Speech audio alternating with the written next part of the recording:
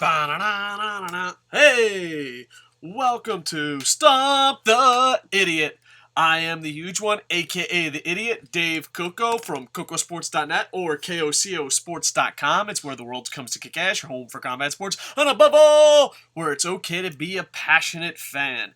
I just want to give a special shout out to Jerry, who's got to the hospital fighting some health issues, but finally back on the site, updating it, so please check it out.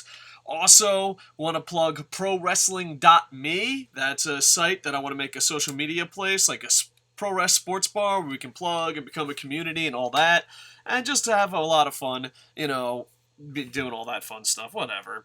Just sign up. Just sign up. Worst salesman ever. Sorry this is not live. Sorry it's not a video and it's just audio. Hopefully you can forgive me. It's the only time I could do it. I will try to do a live Stump the Idiot sometime this week. I just wanted to get a few things out of the way. And some thoughts on New Japan, some thoughts on TNA, all that fun stuff. So let's start breaking this down as quickly as possible. First question. We get a lot of heat for this, and I don't understand why. I guess it's because we just made it public. I decided to take a break from doing TNA reviews for multiple reasons. And every TNA fan ever says, is TNA better than WWE? And TNA has been better than WWE in the past. TNA has been maybe going into this year. Is TNA better than WWE? And I'm like, I don't know. I guess, sure, I'll give it to you. Why not? WWE is not good. But WWE is at least WWE. Is TNA better than WWE right now? No, without a doubt it's not. Without a doubt it's not. And I just needed to take a break because one thing I hate about other podcasters is when they just attack the fans. But I think if I reviewed TNA, I would just attack you. And I don't want to. I'm just taking a break. And TNA fans are losing their minds. We haven't reviewed a TNA that much this year. Ever since EC3 lost the title in 4 days. That's ridiculous. And your big thing is it's better than WWE. At best case scenario, it's the same. I don't even think there's TNA fans. I just think there's a lot of people that hate WWE. Example, I've seen TNA fans who didn't know who the X Division champ was, but yet you bleed and die TNA. How come when we review WWE, you leave a lot more comments for TNA on that than TNA reviews? I got nothing good to say about the product besides EC3, Bobby Roode, and the American Wolves. And, people are always like, it's better than WWE, At best, it's the same. So, is TNA better than WWE? At best, the same. Honestly, no. No, it's not. And it hurts because, and then the funny thing is, since we made this announcement, I guess, and gone public, people are like, you're just WWE fanboys. I challenge you to find a YouTube channel that's covered more pro wrestling than us. And this week alone, we covered 3 companies. And I missed New Japan because of, real life. I wish I could have, so it would have been 4 companies. This year, we've gone over 8 companies, including TNA, reviewing them. No channel does that. We're not the best show. We're not the best channel. I live in the real world. There are shows who are better than us. But there's one thing I can claim. No one has reviewed more shows than us and different companies that's on YouTube that I know of. And if there is, please tell me. And no one has answered more live comments in social media or the others. So it cracks me up because it's like arguing with a robot. And I don't know. I don't even know if these people are real. I honestly have no idea if they're real. So, yeah. Every TNA fan ever sent in, is TNA better than WWE? As of right now, no. No. WWE is horrible, but at least they're trying to be WWE. TNA is horrible trying to be WWE. Be yourself, man. And if you call me a WWE fanboy, it doesn't bother me too much. It's just inaccurate. If you said you're a Lucha Underground or New Japan fanboy, then I'm like, okay, yeah, you have a point. But, yeah, I'm taking a break from TNA because it's not better than WWE. And the fans are fucking annoying as shit, and I don't want to attack them. Alright, this week I want to apologize. I wanted to do 2 New Japan The New Beginnings reviews. I really did. The first night, I had a really important business meeting, and I watched it a little bit with a background, and I didn't want to give an honest, I guess, an honest review or an in-depth review without watching it. I know that's really common in YouTube. We kind of have a rule at KocoSports. You can't review something if you didn't watch it. And the second thing is it was on Valentine's Day, and I took my wife out. So I'm just going to give quick thoughts and answer your questions. So here's my quick thoughts on New Japan, the February 11th show. I'm reading this on PuroResSpirit.net. Yeah, I live in Japan. Yeah, they have a really good site, but they have quick results up, and check that out. For the first night, you have to see Shibata versus Ishii. It's absolutely amazing. Just a great match. Stiff style, all that fun stuff. Okada wins. Okada beat Goto. There's a storyline where Okada wants Goto to join Chaos, and there's a lot of who's joining who, and we have a lot of questions for that as far as the groups go. I'm glad Okada won, and trying to see what else is a big deal. Oh, and the 6-man tags, the never open 6-man tags, finally went to the Bullet Club, which I think they should have had. I thought Yano and the Briscoes winning was a huge shock. Them getting it back was amazing. Like I said, these are just quick thoughts, not a complete review. That's why I just added them on to Stump the Idiot. February 14th, I thought the main event was amazing. I've had problems with Tanahashi and Omega in the past. Kenny Omega looks like he's retiring shitty Kenny Omega and just putting on great matches. Tanahashi is interesting, and I enjoyed it a lot. A lot of interference, but I guess that's Bullet Club's thing now. So yeah, but overall, I really enjoyed it. There's a lot of questions of who's going to join Bullet Club, and we'll get to that during the Q&A time. And also, Kushida got a win over, I think Bushi? Yeah, Bushi. I just wanted to make sure. So, overall, really worth watching. The Ishii match was amazing. I thought, if you're okay with run-ins, Omega is. So if I were you, it's hard to review, but I really enjoyed it. I always enjoy New Japan. They always seem to deliver. But the Ishii-Shibata match was absolutely amazing, and it's definitely worth buying New Japan World 4. And if not, if you're a pirate, then you could check out Daily Motion and all that fun stuff. But overall, I enjoyed the new beginnings that we've seen February 11th and February 14th. I apologize there's not a more in-depth review.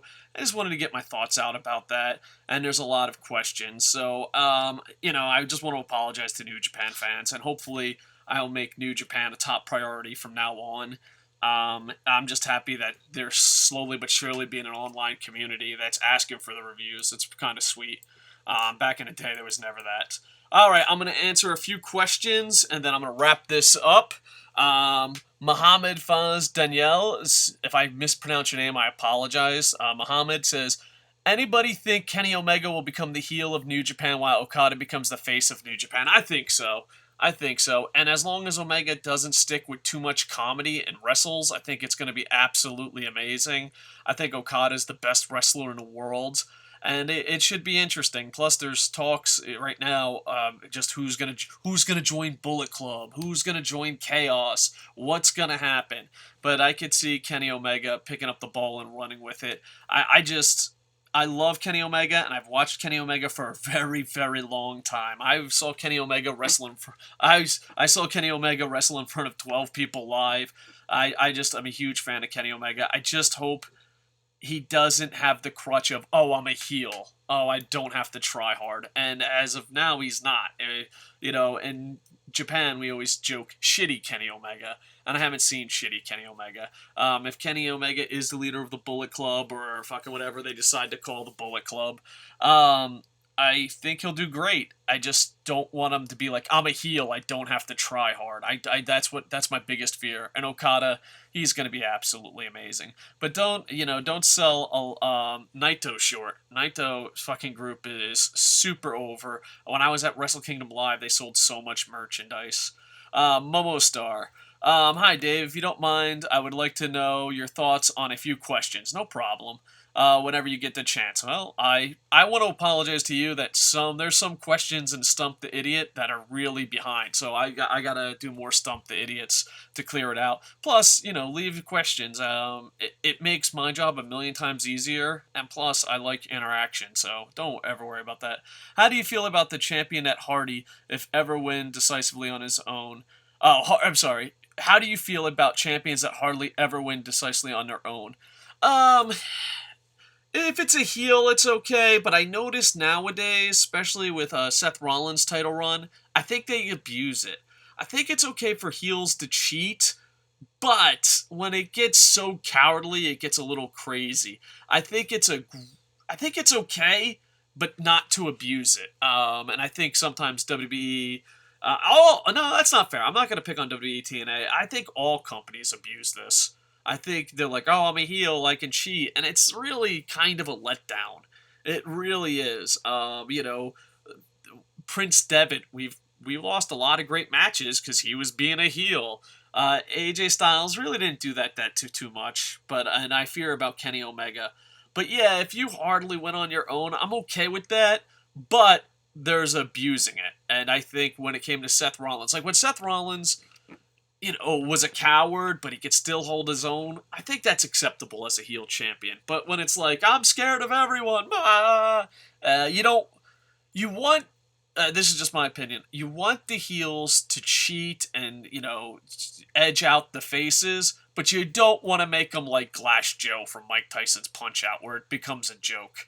I had another question, but I always seem to type. All right, no problem. Yeah, you can just type in as many questions as you can. I'm going to try to get it. But yeah, heels getting help, no problem. I grew up on the Horsemen, but the Horsemen were never considered jokes. The Horsemen cheated every now and then. Ric Flair cheated every now and then, but it's just taking it too far is, I guess, the real question. But I'm okay with heel champions cheating. I'm not okay with heel champions becoming such a over-the-top coward. It gets ridiculous. Johnj Chaplain says, whom do you see as the up-and-coming stars in New Japan? I've answered this question, but I apologize to John.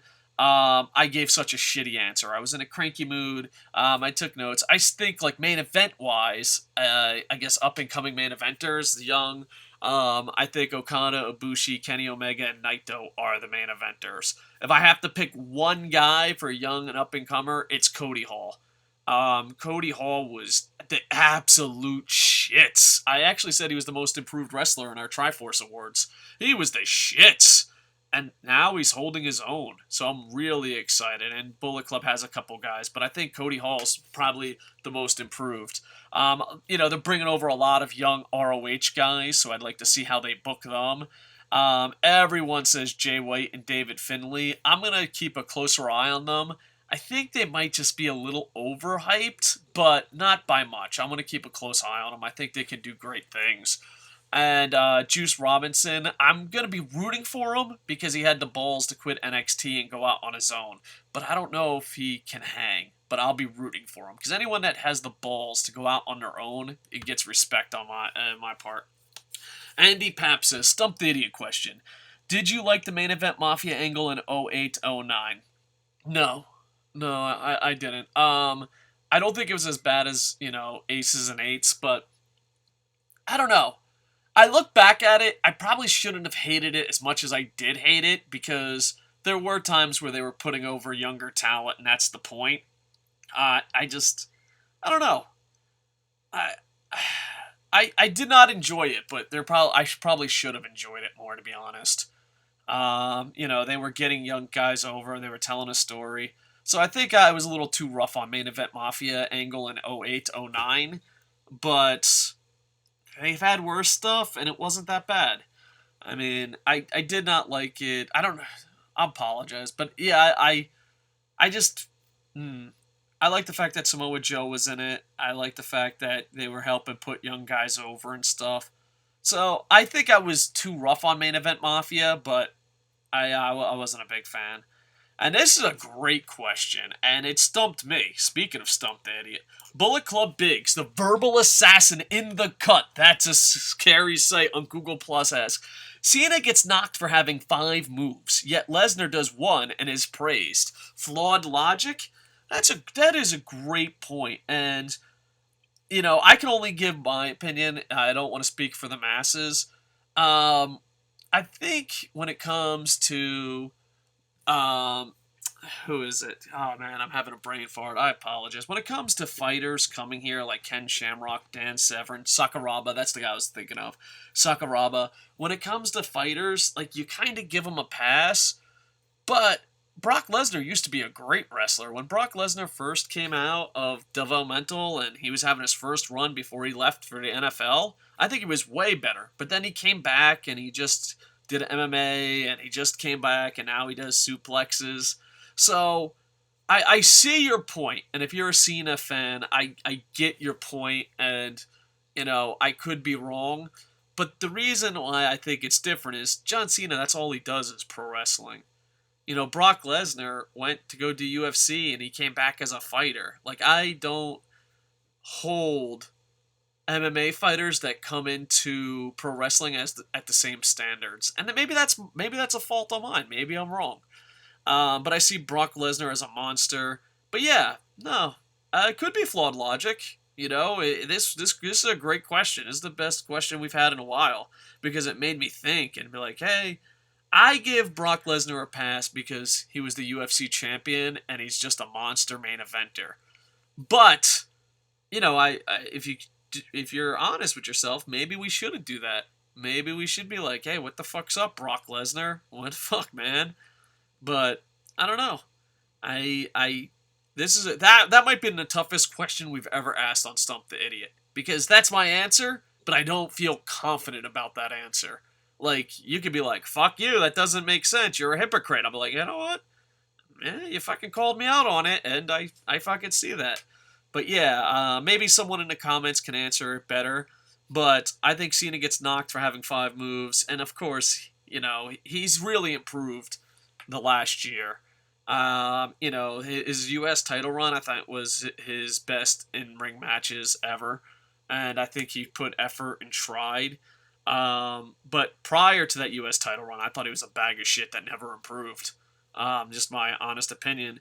And maybe if he comes back, there's a lot of rumors of him coming back as a heel. I think it's too late, but there are a lot of rumors for that. So yeah, this is a great question. You officially stumped the idiot.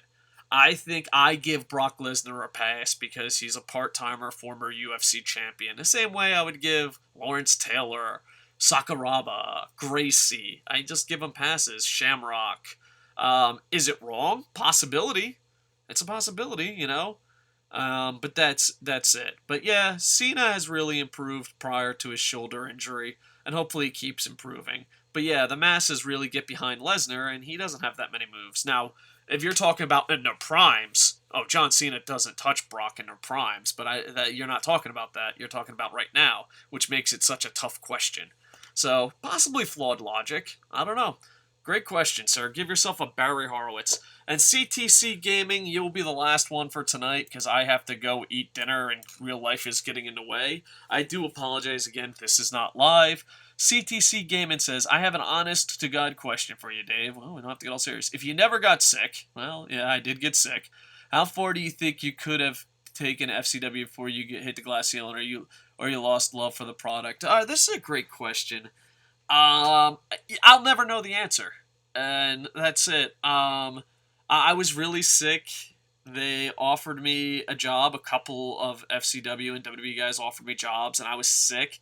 And I couldn't do the day-to-day, I'm a lot healthier now, but my health isn't perfect. I have a real loud personality. Like, a lot of times people act differently on YouTube than you do in real life. I don't. I am the same fucking person. Sometimes I get in a mood where I don't want to talk to people, but that's kind of rare. It's a very rare mood. Like, sometimes you'll get grumpy, quiet Dave in real life, but that's a rare occasion. Normally I'm loud, happy, obnoxious, just fucking hard to be around. I am. So like at FCW, yeah, I was the way I acted on YouTube, and they offered me jobs, and it was great. And other companies offered me jobs, but I was sick. I couldn't do the day to day. Would I have hit the glass ceiling? I don't think I would have hit the glass ceiling. I think they would have got fucking tired of me. Like when they got rid of Teddy Hart, I was busting everyone's balls. I don't know. I couldn't like, they come by like the first time I ever went there. They're like, "Oh, if you say anything bad about us, we'll break your legs." And they were trying to like bully me, and I was like, "Oh, so it's like working with the Bucks." I'm just a dick. I would have probably got punched the fuck out or fired or something. I don't know. But who knows? Maybe I would have made it. Dusty Rhodes was really nice. All of them were really nice. That's the one thing about WWE is they're really, really professional. Granted, they're racist as fuck and they're selective, but they're really, really professional. And they were always super professional to me, and they were always kind to my kids. But I don't know how far I would have made it. I don't know if there was any interest. The only reason that there was any interest whatsoever is because I was drawing so much with local talent, and there was legends that put me over like $1 million. They're like, "Oh no, this guy is great at storytelling." Plus, I wrote scripts and all that. But I don't know. It's a great question. I don't know if I'd hit a glass ceiling, because my whole thing is my only goal when I ran ACW, my only goal was to be a developmental territory for ECW, because there was a WWE ECW, and I knew they had developmental territories somewhere else. And I talked to WWE, and I was like, I want to be the developmental territory for ECW, and I just wanted to get a guaranteed WWE paycheck and be left the fuck alone and run it. And then FCW and NXT came along, and they're just like, yeah, fucking that's not gonna happen. And they were kind, but I was like, I'm sick. Because even on my last show ever, I talked about this on the Hack Myers video, rest in peace, Hack. I remember I owed a really big show for a really big building. In Tampa, there's the Dallas Bowl. And I said I was going to run the show, and I stopped running the day-to-day from ACW. I stopped running everything. I didn't work with FCW. But I owed this really big show, and I hate leaving without keeping my word. So I tried to like see if I could work with people, but they were just like, no. So I started my own company, and it was one show only, Tampa All Pro, and it was Now or Never. And I was really nervous because the building was really, really big.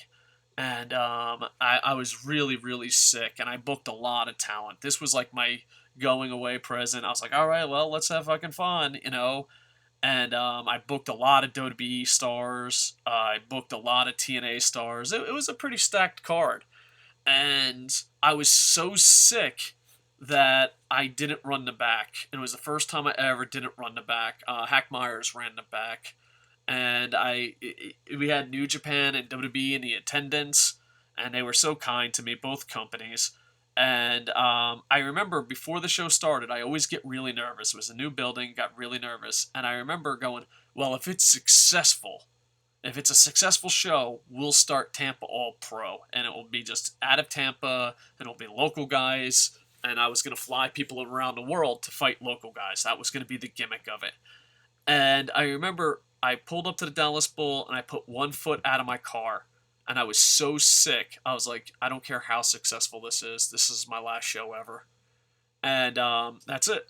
So I haven't ran a show or promoted a show since then. I used to make a small living. I've been offered jobs by everyone national companies except Ring of Honor.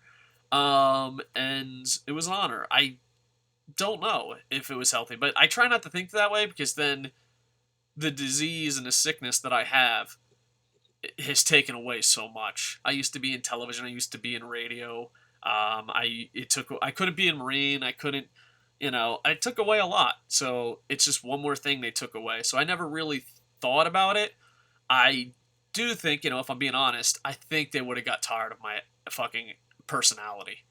I do. I just remember because, man, did I bust balls about them getting rid of Teddy Hart. And they were just like, oh, Dave, can you step outside for a bit? That, and I would always give that you see that annoying laugh? That fucking gets on your nerves. And I'm not afraid to get my ass kicked and stand up for what the fuck I want. So I think I'd be fired. Like, just take the Titus O'Neil situation. I would step up and say something. I'd be like, no, you can't fucking do that. No. And then they'd be like, oh, I can't do that? You're fired. So I don't think I would last very long. But I don't really think about it too much because, my health has taken away a lot of stuff in my life. But it was an honor and a privilege just to be asked and interviewed and be treated nice by the WWE. I do bust the WWE's balls a lot, but they are very professional when it comes to their employees and all that. I can't say the same for another national company not named Ring of Honor, but WWE is nothing but class. With that, their fucking shows suck! Alright, thank you for such great questions. I have to head out in real life situations. I don't know, my real life is getting really busy and I'm happy for it, but I'm also sad because I'm doing less podcasts. I want to give a special shout out to LK, Boom Boom, who'll probably be here tomorrow, Wrestling Rantin'. If it wasn't for these guys, I don't know if this channel would still be going on, and I really want to give a shout out to them. So please subscribe to Wrestling Rantin'. Please check out LK VIP. And hopefully we can keep this going. I would love to do, my goal would be to do, my minimum goal is I want to do at least one show a day. But I would love to be like SourceFed, where we do 5 small shows every day. That would be great, and get a staff of people and get ProWrestling.me to succeed. I want to be the hardest worker in my company, and right now I believe I'm not the hardest worker in my company for health reasons in real life situations, and that bothers me. So I'm hoping that, from this point on, I work harder and have more free time, but I can't promise anything. Because I'd love for our channel to grow and us still be us. I don't want to sell out for fucking pennies. I want the channel to grow, but it still be our voice. Alright. Thank you so much for the great questions. Hopefully you enjoyed those answers. Like, comment, subscribe, and I will try to do a lot more of these videos. With that, I am over. Bum bum bum bum bum bum bum bum bum bum bum bum bum bum bum bum.